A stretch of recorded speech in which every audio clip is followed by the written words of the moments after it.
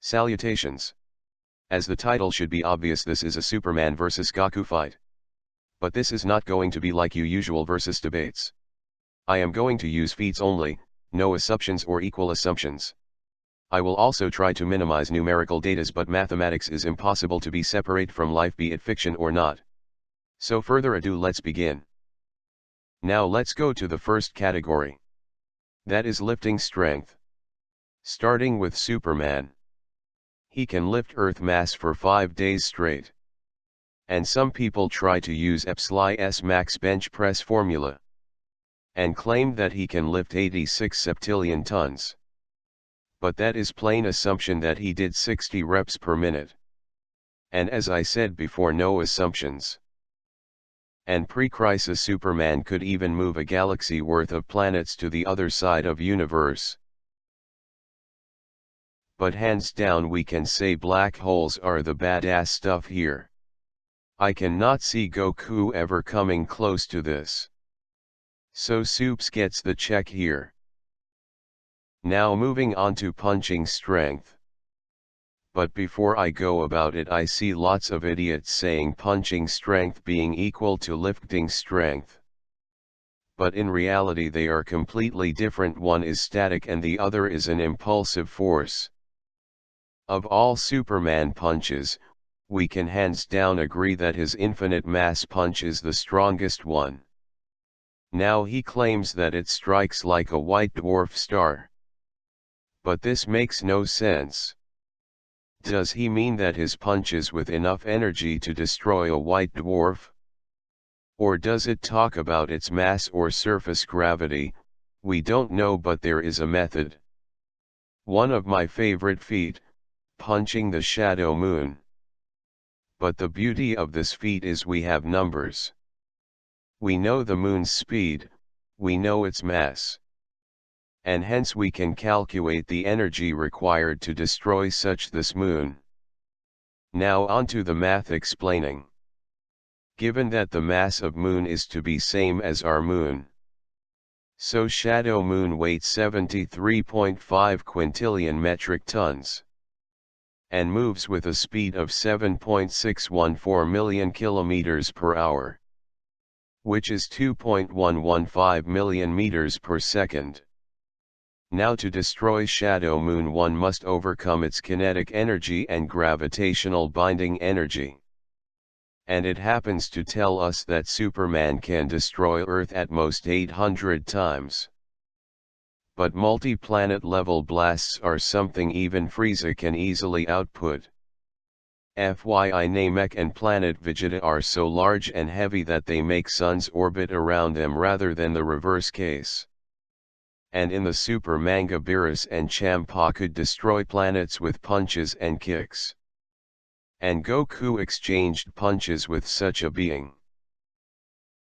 In Dragon Ball universe, destroying planets are very easy, and SSJ3 Goku proves this too, and in SSJG he shaked entire multiverse set 7. And many downplayers are trying very hard to deny this, but feat is feat and assumptions are not assumed. So clearly Goku gets the check mark. Next on to travel speed. Superman's case is very easy. He can travel universes in months. But in Goku's case, we see Whis can travel universes within hours. Now again, downplayers claim that Whis cannot do it without his staff. But remember, Toriyama rated Goku as 6 on 10. Whis as 15 on 10 without mentioning anything about his staff. If you say he meant it without including the staff, then it is again your assumption without proof. And it is taken default, like if you are talking about Thor, then you are going to include his belt and hammer, and same for Aquaman's trident. In fact, Beerus could follow Whis within seconds and he does not have any staff helping him. Now I can accept only this guy breaking Whis' speed, but that too was achieved by Flash stealing speed. But Goku gets edge here, and moving on to combat speed. Again pathetic downplayers claim combat speed being same as travel speed, but even DC says otherwise. Superman can dodge lasers. Fight flash level foes. Perceive in attoseconds. Let's see whether Goku can pull this off. Well, yes he can. Vegeta even before becoming a Super Saiyan dodged lasers in 450G.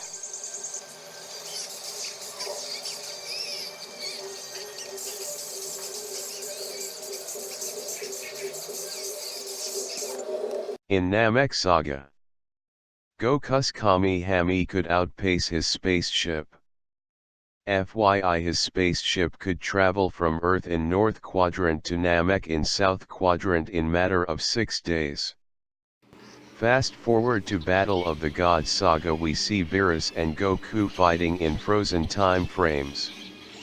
And this was SSG Goku and suppressed Beerus. In fact, Beerus seems to react to instant transmission too.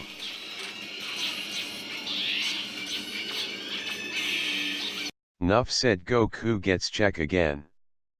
Next, on to durability. A weakened Superman could survive 50 Kepler supernovas electromagnetic radiation. But fortunately he somehow outran it when its full force would have incinerated him.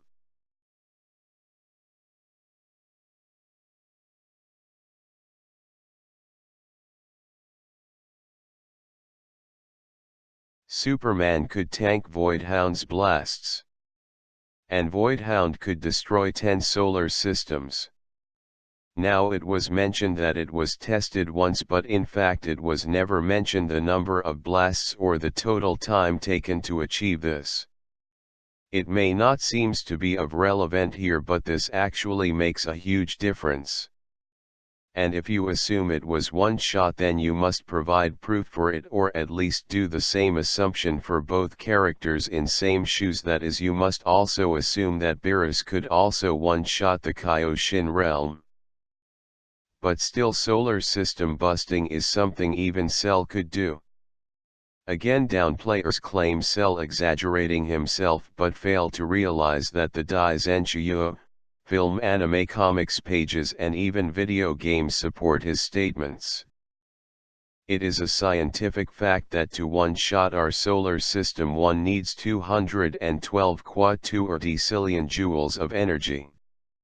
And converting in terms of Kepler supernovas, we find that Cell can fire a Kamehame that has the same energy as 2120 Kepler supernovas.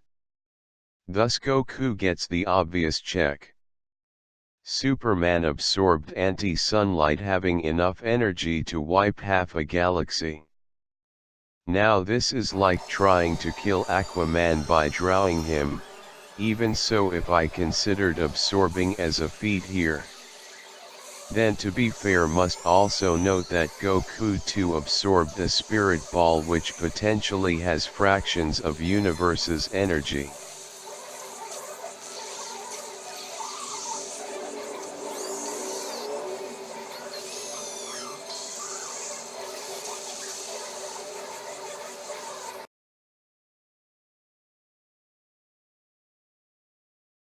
Now the next category is actually not a comparison, but it consists of certain scenarios or possibilities in a fight, taking account of their skills and special abilities that can give even slightest of advantages. Superman can become intangible and invisible.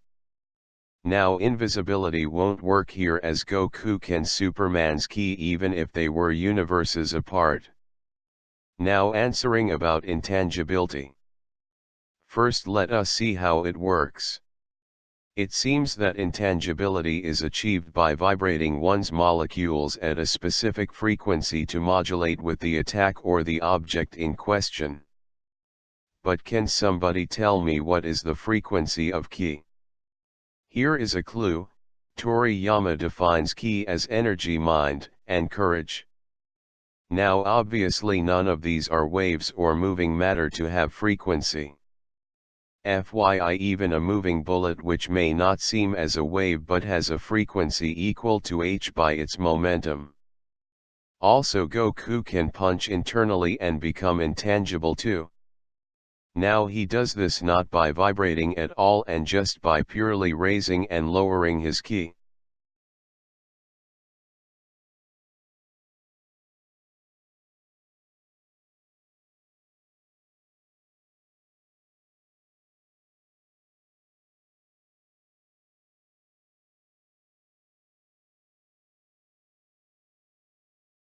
Next is about Superman's heat vision. Apparently his heat vision can reach temperatures equal to that of Sun core. But again, I already showed Namek Saga Goku going inside a sun, so a star's temperature is no problem here. Also, heat vision is not fast at all. Superman's ability to breathe in space. Now this is a great advantage for Superman. But this also would require Superman to destroy the Earth, for which to be possible I would have to remove his morals, but at the same time, to be fair, I also will have to remove Goku's warrior mentality. And that marks end to Superman at that instant already. Also, instant transmission was not even included in the above scenario. Superman can break reality by mere punches. Now I would like to talk about a famous feat. It is about the source wall. It seems Superman survived an universal collapse from source wall's explosion. Again, I didn't see any universe collapsing, but assuming the blast had universal level energy but its area of effect was controlled, supposing I believe it being a universe level attack, even then Bu could collapse reality by screaming with his power of ki. In fact, Bu could break fourth wall too. Vegetio pushed Bu back easily, and SSG Goku is supposed to be stronger than Vegetio. But there is a problem here. Superman got pushed and knocked away, whereas Goku wasn't even falter in a similar situation. And in GT Kid, Goku's Kamehame could rip a dimension too. Now onto my favorite topic. Superman being limitless but not Goku. I don't even understand how Screw Attack even came to such a conclusion, when official sources say differently. Here, take a piece of an official guide, which clearly states Superman never had the unlimited power. There are puzzles he can't solve, enemies he can't outrun, weights he can't lift, threats he can't solo. In fact, he may be able to absorb unlimited amount of sunlight, but neither the sun nor the universe can give him back such infinite energy, as sun is an finite source and universe having finite number of stars. But to Goku, he can train step by step in infinite gravity for infinite time, even after dying, as he can keep his body in the afterlife. Now how about a more updated latest version guide which pretty much states the same thing? Even a Superman can fail, due to his fallibility that cuts him from his invulnerable core. This is taken from the Ultimate Guide to Man of Steel, which is available as only hard copy, and I brought it with my hard-earned cash. Anyways, who is to say Goku has any limits? Now I would like to address some issues like Superman winning because Goku got one shot by a laser. We are not looking at characters at some random points in their timeline, but at their maximum potential. And to those complaining and accusing me of fan wanking and other idiots like C-Beep6 denying everything, know one thing: I didn't have any nostalgic childhood concerning Dragon Ball. In fact, it was after Screw Attack's second death battle I had watched Dragon Ball Z, yet I have not watched all of the movies.